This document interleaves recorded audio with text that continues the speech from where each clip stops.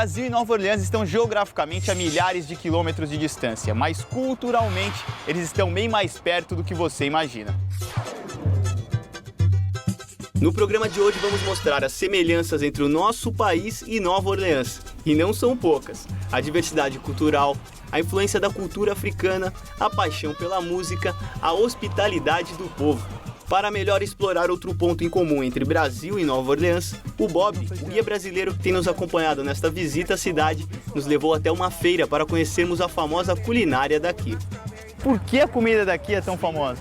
Bem, a área é muito privilegiada. Nós temos mar, rio, lago, pântano, terra alta e todos esses produtos que nós estamos vendo são produtos de Louisiana. Que tipo de comida é famosa aqui? Bem, nós comemos muito camarão, peixe, ostras. Temos um tipo de langostino chamado crawfish, que quase em nenhum outro lugar você consegue. 25% da pesca dos Estados Unidos vem do estado de Louisiana. Além dos frutos do mar, o tomate também é um ingrediente importante da culinária de Nova Orleans. As nossas tomates são um dos melhores do mundo, se chama Creole Tomatoes, porque dizem que a área entre o dique e o rio, o solo é tão rico que o sabor das comidas criados aí é a melhor comida possível. Mas o que mais chama a atenção do brasileiro na comida local ainda está por vir. Aliás, esse assunto já foi focalizado no programa 3 anos atrás. O quadro Planeta Brasil 10 anos mostra o prato que a Mila Burns degustou em 2010 em Nova Orleans. E o meu prato é o mais brasileiro de todos. É um milho temperado, que eles chamam de mac show aqui. Arroz com feijão, que é um gumbo vegetariano, assim, não tem frutos do mar, não tem carne. Então é o nosso arroz com feijão. E o mais bacana, essa influência francesa trouxe pra cá, olha, French bread. É isso mesmo, o nosso pão francês, que a gente quase nunca acha aqui nos Estados Unidos. Aqui em Nova Orleans tem tudo que é restaurante. Acha que as semelhanças acabaram? Tem mais. O Ed, dono de um restaurante brasileiro, nos ajudou nessa missão. Geralmente no Brasil a gente pega o arroz com o feijão e coloca com uma carne, certo? Uhum. Aqui eles também fazem isso. Fazem isso com o quê? Com a linguiça. Com a linguiça. Sim. Então quer dizer... Quer dizer, nada melhor que a linguiça brasileira. Mais brasileiro que isso, impossível. Impossível, né? impossível. E você tem linguiça aqui? Temos a linguiça que nós fazemos aqui mesmo. A linguiça daqui tem um sabor mais doce que a linguiça brasileira. Outro prato popular aqui é a asinha de frango. As semelhanças não param. Quiabo, banana assada, carne ensopada e até a tradicional feijoada tem as suas variações locais. Aqui eles têm um prato chamado gumbo, que é muito parecido com a feijoada, muito similar, inclusive a história de usar partes, orelha de porco, pé de porco e todas as partes do porco, só que o gumbo deles é muito mais apimentado, a nossa feijoada é menos tempero. E o tipo de feijão é o mesmo também? Eles usam feijão, tanto o feijão carioquinha, o feijão branco, como o feijão preto. O Maurício é garçom do restaurante do Ed. Ele nos conta como o povo de Nova Orleans reage aos diferentes temperos da comida brasileira. A picanha tem sido uma das número 1. A costela também, costelinha tem saído demais, né? Eles buscam muito a carne, mas os pratos oferecidos pelo buffet, né? Nossa feijoada, né?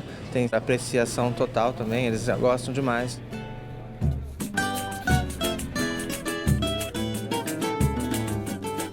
Ed faz questão que seu restaurante passe uma boa imagem da nossa comida para os moradores de Nova Orleans.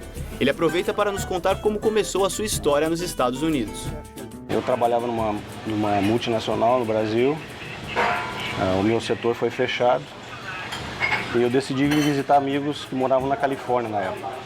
E eu vim para fazer um curso. Fiquei apaixonado pelos Estados Unidos e acabei ficando. Ed começou sua vida americana em São Francisco, na Califórnia, junto da esposa e o filho, que na época tinha 2 anos de idade.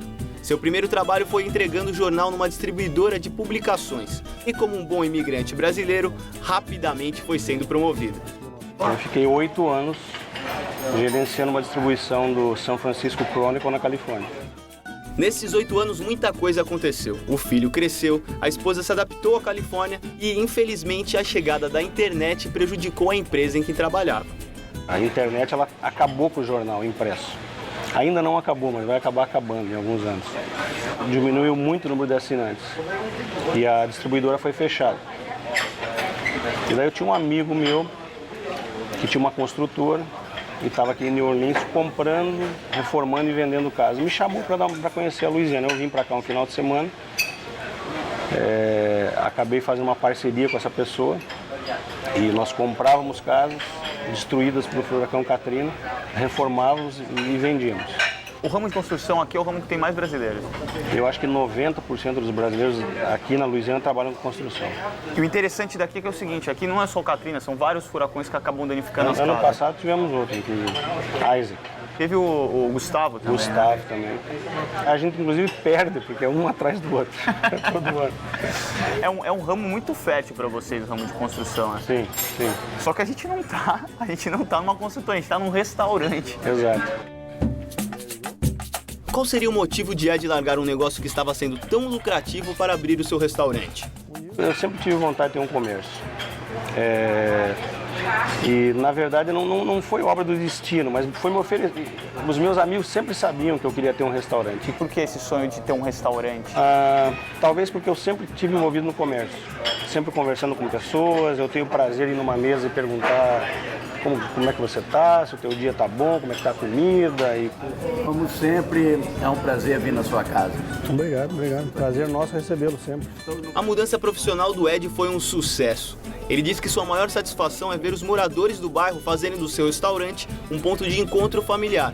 Um final feliz, mas que veio com muito esforço. O dono do restaurante é um bombeiro que fica apagando incêndio diário. Por exemplo, hoje mesmo, antes de vocês chegarem aqui, nós tivemos entrega de mercadoria, nós tivemos um refrigerador para de funcionar, tem que chamar o técnico para arrumar. Com todo esse problema, você ainda está dando uma entrevista pra gente. Eu também estou ruim da garganta. Muito obrigado, você é muito querido.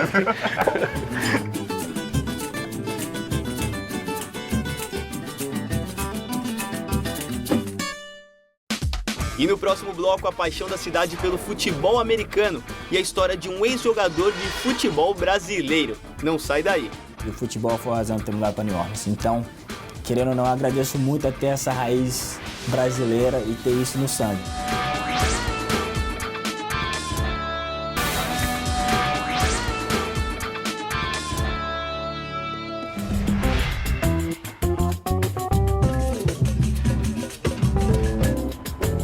O Planeta Brasil está de volta e a gente encontrou mais uma semelhança entre Nova Orleans e o nosso país. A paixão pelo futebol. Mas aqui o futebol que eles são apaixonados é um pouco diferente. A paixão de Nova Orleans é pelo futebol americano.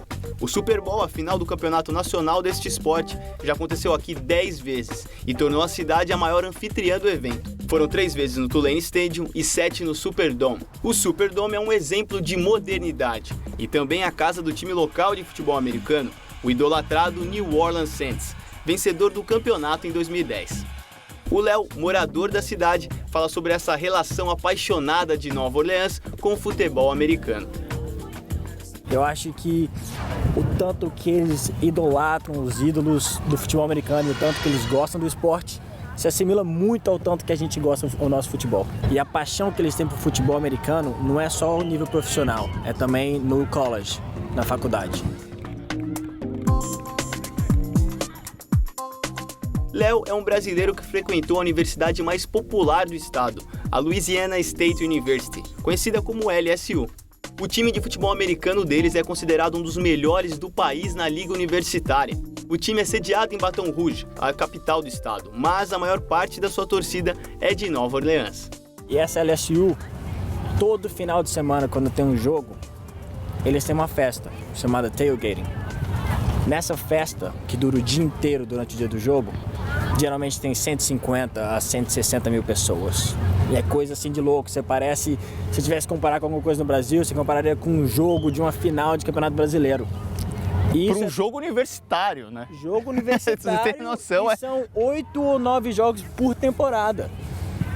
E toda vez que tem um amigo meu brasileiro, alguém da família, eu tento levar eles para um jogo desse, porque eles sempre ficam impressionados e falam, nossa. Mas na hora de comparar a intensidade da paixão do futebol americano daqui com o nosso amor pelo futebol tradicional, o resultado para o Léo é goleada brasileira. Tem uma coisa que eu sempre falo aqui para os meus amigos e americanos, eu falo, olha só, se você botar a sua paixão do basquete, do beisebol e do futebol junto, é a nossa paixão pelo futebol. A nossa paixão pelo futebol, acho que não tem nada igual. Não tem nada igual. E acho que eles já começaram a perceber isso. Acho que o mundo inteiro sabe disso. O brasileiro nasce pro futebol. Eu sempre tive o sonho de querer ser jogador de futebol profissional. E eu jogava futebol no Brasil, cheguei a jogar no Brasiliense, no Gama, pelos juniores, cheguei a assinar um contrato profissional também.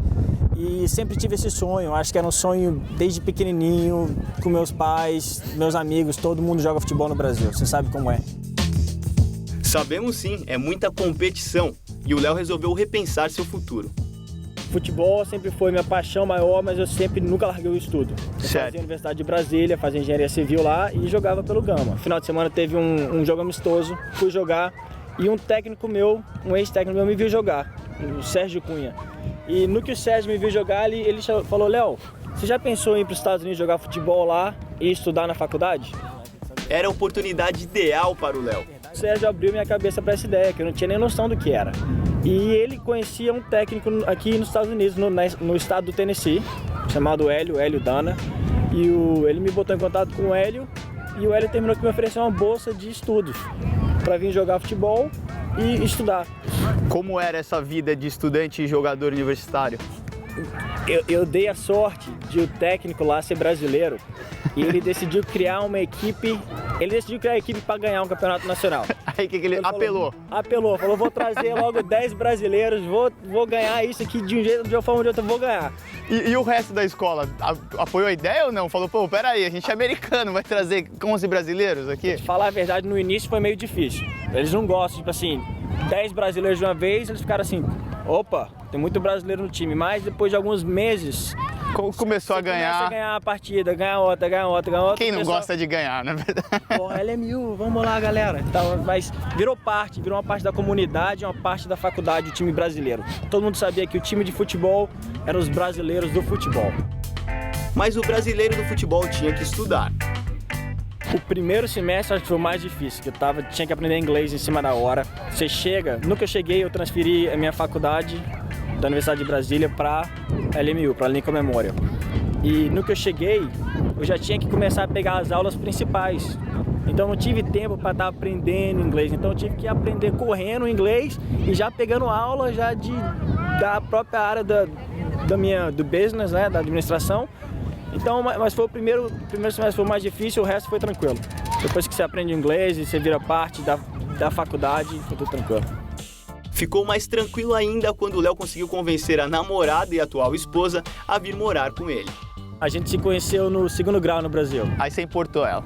Importei ela, bonita, inteligente, talentosa. Eu tive que falar, voltei no Brasil e falei, eu preciso de você, vem comigo. Eu preciso de um suporte na minha vida, vem comigo.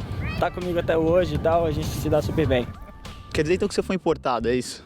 É, mais ou menos assim, né, que aconteceu. E por que você aceitou isso?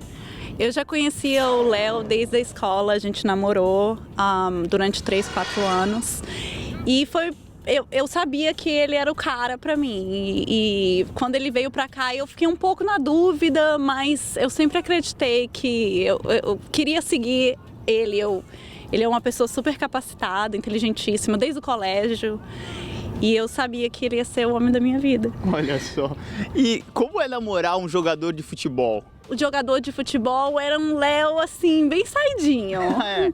Era um Léo que gostava de pagode, mas era muito disciplinado, sempre foi. E eu sempre acreditei. Eu conheci ele jogando futebol, então pra mim nada tinha mudado. Ele sempre foi a mesma pessoa. Ele é muito disciplinado, quando ele quer as coisas ele vai atrás, ele corre atrás. Então, para os Estados Unidos foi um passinho só.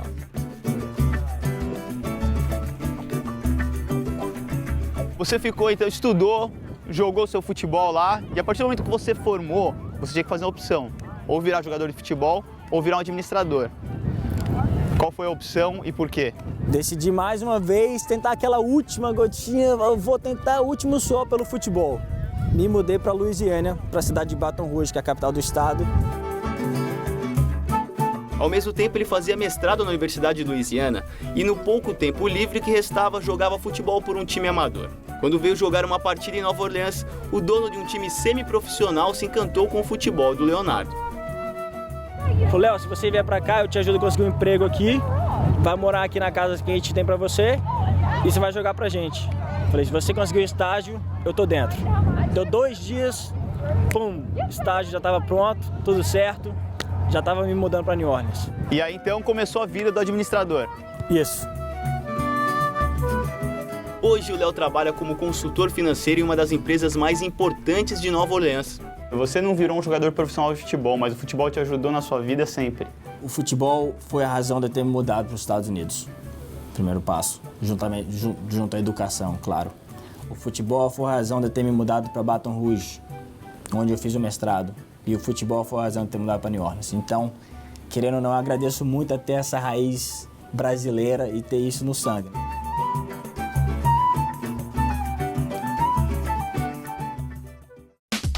E a gente volta no próximo bloco para mostrar o que o Brasil e Nova Orleans têm mais em comum, a música.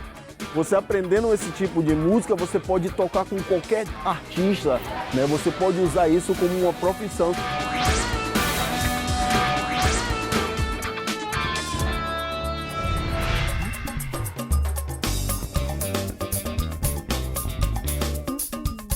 Antes da gente ir embora de Nova Orleans, a gente não podia deixar de comparar a terra do jazz com a terra do samba. Acreditem se quiser, mas a música de Nova Orleans faz parte da história do samba brasileiro. Quem nos conta essa história é o Bob. Louis Moreau Gottschalk, nascido perto daqui, 2, 3 quarteirões. A avó dele era haitiana. Ele aprendeu os tons africanos aqui. Jovem, ele vai para a França, é considerado um dos maiores compositores de música clássica. Ele montou um concerto para Dom Pedro II e toda a nobreza do Rio de Janeiro, que incluiu 650 músicos, 3 sinfônicas, 6 bandas militares e, muito importante, 2 músicos afro-New Orleans, Charles Lucien Lambert e seu filho Lucien Lambert, que ficaram no Brasil. E eles eram o único professor de música de Ernesto Nazaré, grande músico pré-samba no Brasil, que esse ano estamos comemorando os 150 anos do nascimento de Ernesto Nazaré. Ernesto Nazaré foi um dos maiores compositores e pianistas do Brasil. Seus choros, lundus e machiches estão na raiz do que hoje chamamos de samba. Nazaré foi tão famoso que o desenhista Walt Disney chegou a usar sua música como trilha musical de um de seus filmes.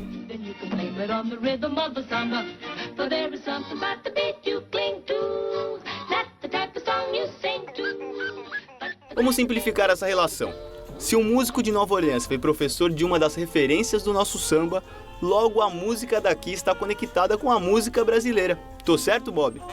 E vice-versa, porque hoje em dia tem brasileiros que estão morando em New Orleans trazendo música brasileira para a música que tocamos aqui em New Orleans. Como, por exemplo, o professor de música Márcio Peter. A música entrou na minha vida quando eu tinha 7 anos de idade, né, que apareceu a oportunidade do Ilê Aie fundar uma escola para criança. O Ilê Aie tem esse tipo de projeto social, onde procura trazer as crianças da comunidade para a escola para ensinar música, percussão, dança, capoeira. Márcio se envolveu tanto que aos 14 anos de idade tornou-se um dos professores do projeto. O jovem músico cresceu, criou uma carreira e entrou na banda baiana Ilê. Conceição Damasceno, ela é dona da Brasarte, né, uma organização também sem fins lucrativos. Ela trouxe o Ilê para fazer o Carnaval de São Francisco e aí ela me viu, eu e um amigo, e ela fez um convite para que a gente viesse fazer direção musical de um espetáculo que ela produz todos os anos. Assim, Márcio chegou aos Estados Unidos para o trabalho temporário na Califórnia, mas resolveu ficar.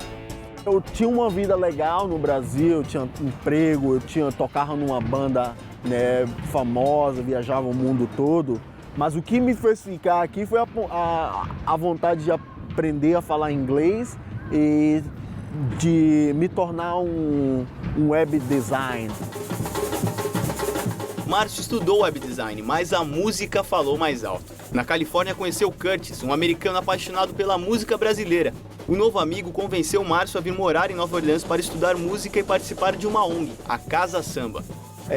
Cosmopolitan Amigo Samba Association. Ah, tá. Então Casa é uma abreviação. Isso. A Casa Samba ensina a música e a dança brasileira para as comunidades mais necessitadas de Nova Orleans. Além disso, Curtis faz questão de ajudar todo brasileiro que procura a organização.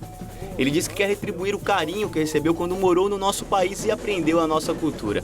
Se o Brasil foi muito importante para Curtis, o Curtis foi muito importante para o Márcio, que através da Casa Samba conheceu um projeto que ensina música para crianças de escola pública. A gente faz parte de um projeto que se chama Projeto do Young Audience, né? Então eles convidam os artistas e mandam para as escolas, né? Visita a escola e levar a cultura, né, da música, da dança para os alunos americanos, porque com isso ajuda as crianças, né, a ter um nível mais alto de interesse pela escola. Para estar no meu grupo, a criança tem que tirar de A ou B, eu não aceito C. Além da música, a gente trabalha na questão social, né? E as crianças são mais felizes com isso. Por todas elas, você pode ver, elas sempre gostam de estar em contato com a cultura, não só com a cultura delas, mas com outras culturas também, né? E isso é importante. Você ensina o ritmo brasileiro para criança americana. Como é isso? Como é que eles recebem tudo isso? Assim, quando eu cheguei nessa escola, as crianças tinham um pouco de dificuldade, porque as crianças de Nova Orleans, elas estão mais acostumadas com o drumline, né? Que é no Brasil, o marching band, né? Então, aqueles ritmos de escolas, de bandas de escola.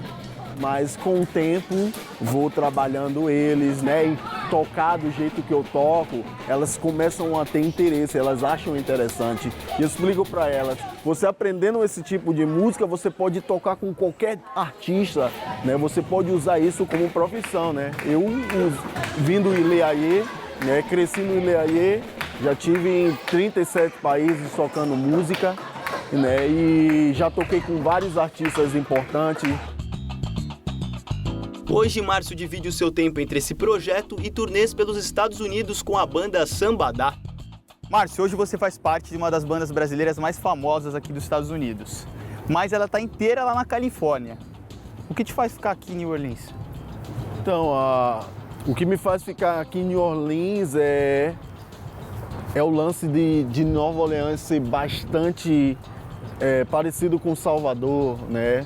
E de poder trabalhar com a comunidade negra, né? Nova Orleans é uma cidade onde a maioria da população é negra, como Salvador.